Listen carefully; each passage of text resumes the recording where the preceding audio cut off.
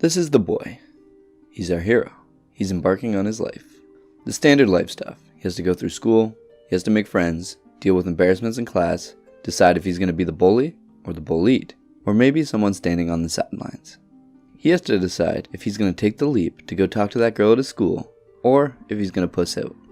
He has to get good grades, enjoy recess, graduate, navigate the complex social environments that is high school. Then there's college or his degree. Does he even want to go for higher education? What does he like? He'll have relationships, family drama, betrayals, and politics on the playground and at work. He'll be playing the game of accumulating resources. We'll embark on a fairly similar journey as we come of age. We all have to try things, learn about ourselves, and discover who we're meant to be. Our life is a series of decisions leading us to where we end up going and becoming who we're going to become. But each decision carries with it the possibility to end one life. Every action cuts off another action. We can't do everything. We have to choose. So how do we choose wisely? Let me talk to you a little bit about a mindset that will help you make the proper decision. If our boy decides to go say hello to that girl on the playground, and she tells him he's gross, that tiny event can reverberate through the rest of his life. It seems like a small thing in the grand scheme of things, but this one event can change his entire trajectory. But it's not for the event itself. His entire life can change based on how his mind interprets the result of his action. If you attempt something and you fail, that failure can lead to you no longer pursuing what you want to, for fear of failing again. There's a simple trick used in cognitive behavioral therapy that can bypass this and reset your mindset, to give you the best chance at absorbing the blows of life and turning negatives into positives. It's called reframing. Our boy earlier, when he was rejected on the playground, he can think two things. This girl doesn't like me. It must be because I'm worthless. It's because I'm ugly. It's because I'm not cool. It's because of this, or this, or this. The reasons are limitless. He can take that and not put himself out there the next time the opportunity arises. When the next girl he likes appears, instead of playing to win and going for it, he can just not move, not enter into the arena, and not face the pain of failure once again. He won't get rejected by the girl, but he won't get her either. This avoidance of acute pain breeds something much more sinister and much longer lasting.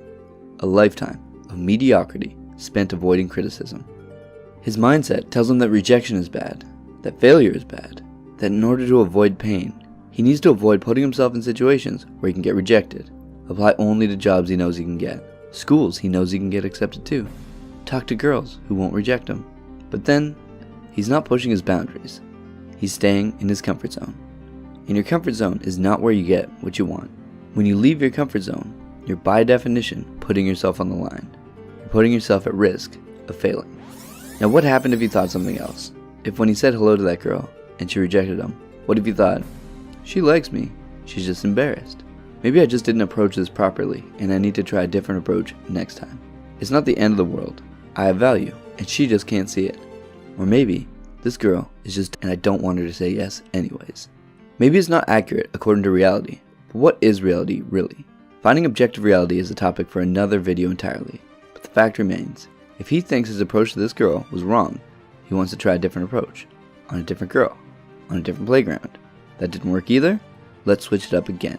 The key here is that he's not taking it personally. He's not letting this affect his self-image. If you fear failure, defeat, embarrassment, take all that personally, you're going to shy away from it. I say we reframe this, because if you're going to live the life you need to live, you're going to need to believe in yourself. Every setback isn't because you're worthless and you're not cut out for this. Every setback is an opportunity to learn, make adjustments, and try again. If our hero takes this approach, this rejection on the playground will be a distant memory. He'll push past it. This isn't just a technique for speaking to girls at school. This is something for how you talk to yourself all day. If you beat yourself up, stress about money, consider yourself worthless, then that's what will manifest in your world. Every decision that we make in life can shape our life into what we want it to be. But if our map is wrong, if our mindset is wrong, then we aren't going to go anywhere that we want to go. We need to reframe how we speak to ourselves. That critic inside of our heads that tells us we aren't good enough, that we don't have the qualifications. Reframe your negative thoughts. You didn't fail that test, it bamboozled you. You're not stupid, you just didn't prepare enough. Fix that next time. Instead of stressing, instead of telling yourself negative things, learn to love yourself.